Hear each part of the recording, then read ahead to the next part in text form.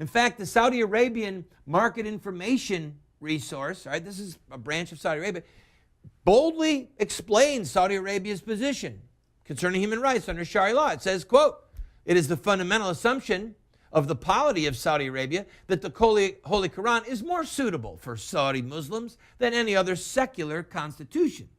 This assumption must be viewed in the context of a nation which is completely Islamic." Yeah, I wonder why.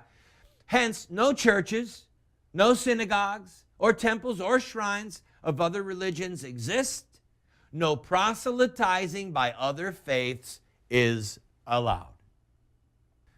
Those are the words coming right out of Saudi Arabia. Pakistan, Egypt have not only similar words, but similar practices. I'm not going to take any more time focusing on the internal oppressions happening in those nations and other nations, but in your study notes that have come with this training series, there is far more extensive material, an enormous bibliography. So for those of you who are interested in studying more, please go to your study booklet, read the section on Sharia law, and go to the references that are there for your continued study. Now, of course, we do have a question. Why does this situation persist? Why do international news stories continually emerge about people suffering brutal abuses with the approval or the involvement of these governments? I'm going to give you two main reasons, in my opinion. First, we see a lack of outrage and action because of the lack of a significant impact on the domestic populations of the nations that can and should sometimes do something. In other words, hey, how does this affect people in the United States? England, it's kind of horrible that that's happening, but what's the cost of a gallon of milk right now? What's the cost of a loaf of bread? So until there is a domestic reason to get involved, like the cost of a gallon of gas, sometimes foreign or Western governments that really do believe in human rights, they don't get involved because there's not an outcry from their domestic populations.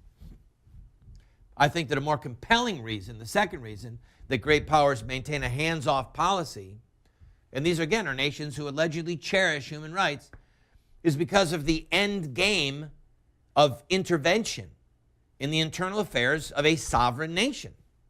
I mean, ultimately, if you're going to do something, you're talking about forcible intervention. The Nuremberg trials happened after war, okay? So to physically curtail the abuses of human rights, such as what happened in Rwanda, involves intervention, force, war. Dr. Oscar Schachter said, "Whether or not one is ready to justify such sanctions, it is clear enough that the enforcement of human rights might not be compatible with the maintenance of peace. The antinomy is evident on the one hand. Respect for human rights is a condition conducive to peace, and on the other hand, its implementation may well be a cause of war." Friend, we're going to wrap this up. We've asked the question, is Islamic Sharia law compatible with basic human rights, with international treaties or laws concerning human rights, the human rights of freedom of thought, freedom of conscience, freedom of religion, and freedom of expression? The answer, beyond doubt, is no.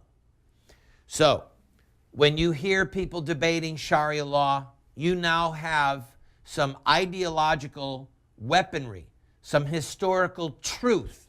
You have the words of Muslim scholars, Muslim nations. You have the implementation of Sharia law in those areas and what the fruits of it are at your disposal so that you can talk intelligently and so that you, with courage and clarity, can defend Western civilization, Christian ethics, human rights, and so you can oppose graciously, strenuously, the slow and steady encroachment of Islamic law in America and in Western civilization.